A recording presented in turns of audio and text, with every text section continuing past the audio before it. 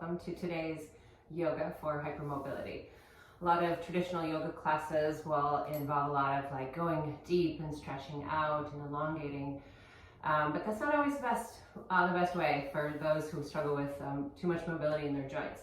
So today we're going to focus on some yoga to strengthen the shoulders and strengthen the legs as well, with more grounding and sort of drawing in energy. I do 2 yoga blocks here. If you don't have yoga blocks, you can use something lightweight, like maybe a small plastic water bottle. They're just going to provide a little resistance for some of the things we're going to do today, and just a little something to grip a little bit. Something, if you have those cork heavy yoga blocks, it might be a little bit too heavy for what we're going to do today. Okay, we're going to start in standing and do some just modified sun salutations to warm up today. Just gonna move back a little bit. And as you inhale, reach your arms up. And as you reach your arms up, make sure you're just gently drawing your shoulders back into the sockets. And as you exhale, just gently fold forward. Keep an energy of lifting through the lower belly. Bend your knees, even if it's comfortable to straighten the legs. You're just going to be nice and gentle on the low back. As you plant your hands, we're going to step back and lower the knees right down to the floor.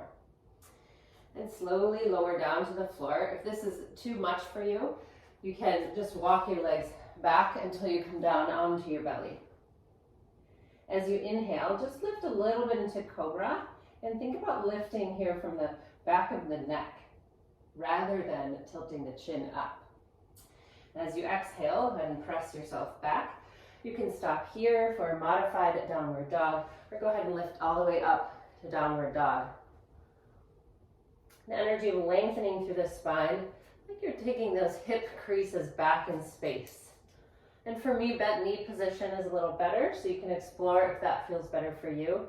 And roll those elbows out to lock the shoulders into a nice sturdy position. You can just walk your feet forward to meet your hands, and bring your hands to your hips. Point your elbows to the sky. Lift your head until you sense your spine is in a nice straight line. And again, engaging the core here. As you inhale, stand all the way up. And release your arms to your sides.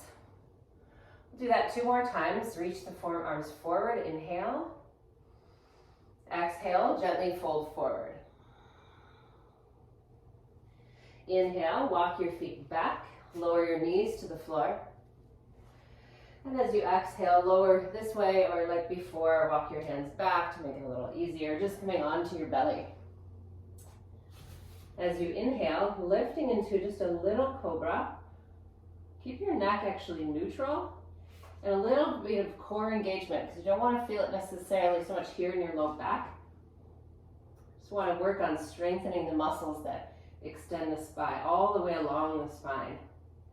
And then again, on your next exhale, go ahead and press yourself back to this modified downward dog, or all the way to downward facing dog. Walk your feet forward to meet your hands again. Bring your hands to your hips, point your elbows to the sky. Lift your head till you sense your spine is in a straight line. Lifting the lower belly. Inhale, rise. Release your arms to your sides. And we'll do 1 more. Inhale, reach forward. Exhale, fold forward, softening the knees. Inhale, step yourself back to plank. And as a modified plank, that is. And as you exhale, lower yourself to the floor. Again, if that lowering is a little too much like that, you can come down to your forearms and just walk your knees back just to make that descent to the floor a little more gentle. And on your next inhale, lift into this baby cobra. And exhale, release your forehead to the mat.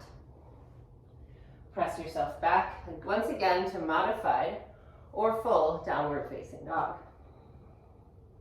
And again, in downward dog, take a look at your hands. Make sure the creases of the wrist are parallel with the crease of the mat, because we don't want too much turn out, and we definitely don't want too much turn in. And rolling the head of the arm bones out, the top of the arm bone out, just to help lock that shoulder into the socket, or arm into the socket. Once again, walking your feet forward.